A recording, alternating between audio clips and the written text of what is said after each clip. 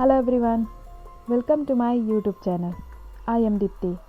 आई hope आप सभी लोग अच्छे होंगे। गाइस, मैं आप लोगों से एक रिक्वेस्ट करना चाहती हूँ।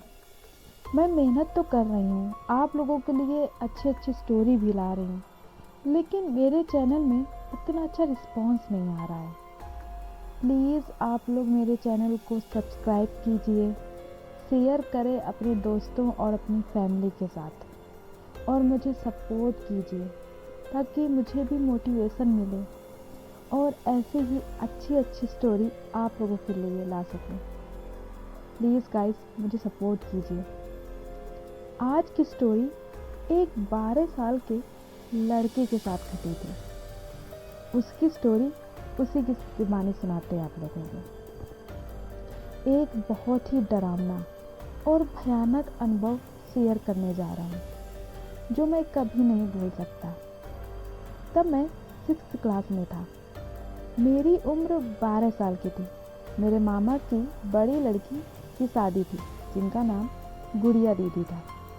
क्योंकि मेरे मामा मुंबई में रहते थे, लेकिन वे गुड़िया दीदी की शादी जयपुर से कर रहे थे, इसलिए उन्होंने वहाँ पर एक बंगला कुछ दिनों के लिए किराए पर लिया ताकि शादी अच्छे से हो सके और जो मेहमान आए उन्हें रहने में कोई दिक्कत ना हो, सब लोग उसी बंगले में रुक सके। वहीं पर उन्होंने एक गेस्ट हाउस भी बुक किया जो उस बंगले से करीब 1 किलोमीटर की दूरी पर था। शादी वाले दिन मैं, मेरे मम्मी पापा और सब लोग उस बंगले में गए और वहाँ से रेडी होने के बाद गेस्ट हाउस पहुँचे।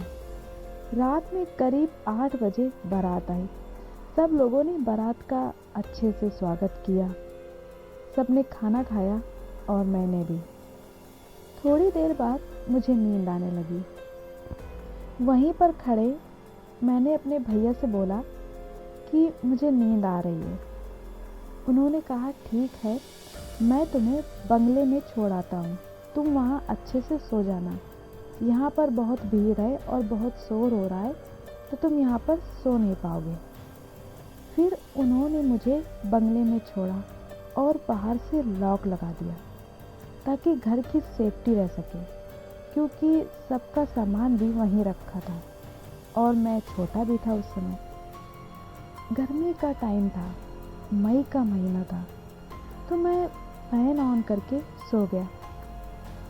जब मैं सो रहा था तब मुझे एक अजीब सी आवाज़ सुनाई दी, जैसे कोई कुत्ता धीरे धीरे गुर्रा रहा हो या फिर कोई अजीब से खर्राटे ले रहा हो।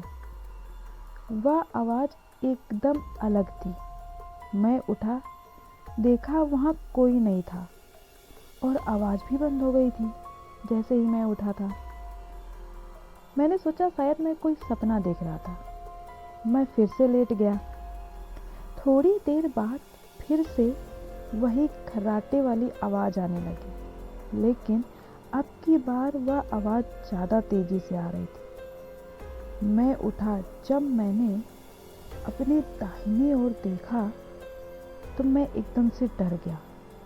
मेरी दाहिनी ओर फर्श में कोई काला कंबल ओढ़े सो रहा था और वही खर्राटे भी ले रहा था, जो कि काफ़ी अजीब सी आवाज़ थी। हैरानी की बात तो यह थी कि जब मैं और मेरे भैया वहाँ आए थे तो वहाँ कोई नहीं था और मेरे भैया ने बाहर से लॉक लगा दिया था, तो किसी के आने की कोई भी संभावना ही नहीं थी। मैं किसी को फ़ोन भी नहीं कर सकता था क्योंकि उस टाइम मेरे पास फ़ोन नहीं था। मेरी धड़कन बहुत तेज़ हो गई थी। मैं चादर ओढ़कर चुपचाप लेट गया और पूरी रात वही आवाज़ें आती रही। मुझे उन आवाज़ों की वजह से नींद नहीं आ रही थी और डर लग रहा था कि आखिर मेरे साइड में लेटा कौन है, वो भी काला कंबल ओढ़ के इतनी गर्मी में। जब सुबह हुई, मेरे मम्मी पापा और सब लोग आए तो मैंने उनको सब कुछ बताया। कुछ लोगों ने कहा बच्चा है, शायद डर गया होगा या फिर कोई डरावना सपना देख लिया होगा। लेकिन तभी मेरे मामा ने बताया कि जब से वे लोग यहाँ पर आए हैं, उन्हें भी यहाँ निगेटिविटी महसूस हुई है। तब मेरे मामा ने वहाँ के कारीगरों से पूछा, यहाँ कुछ हुआ था क्या?